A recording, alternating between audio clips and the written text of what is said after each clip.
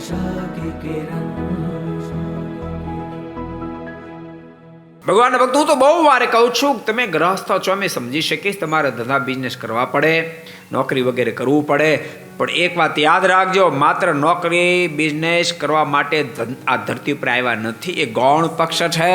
મુખ્ય પક્ષ તો આત્માનું શ્રેય કરવા માટે આ ધરતી પર આપણું આવવું થયું છે. સમજાય તમને? અને બધું જ કર્યું પણ આત્મશ્રેય નથી કર્યું. પ્રથમના 50માં વચનામૃતમાં ભગવાન સ્વામિનારાયણ કે એને ગમે તેટલી બુદ્ધિ હોય તો એને જાડી બુદ્ધિવાળો જાણો. કુશાગ્ર બુદ્ધિવાળો એ છે આત્માનું શ્રેય કરી લે, મોક્ષને માટે જતન કરે, એને કુશાગ્ર બુદ્ધિવાળો જાણો. માટે ભલે તમે તારે ઉડીને દુબઈ આવી ગયા, ઉડીને આવ્યા કે હાલતા હાલતા આવ્યા, ચાલતા ચાલતા ઉડીને આવ્યા, હજુ બોલો તો ઉડીને આવ્યા, નો પ્રોબ્લેમ. પણ ઉડીને આવ્યા પછી પણ ભજન તો કરવું જ પડે. ભૂલતા નહીં, ભારતમાંથી દુબઈ આવ્યા કે અમેરિકા ગયા, ઇંગ્લેન્ડ ગયા, ઓસ્ટ્રેલિયા ગયા, તો ભજન કરવું પડે. સાયન્સ આગળ જતાં જતાં કદાચ ચંદ્રલોક સુધી પહોંચી જઈશું.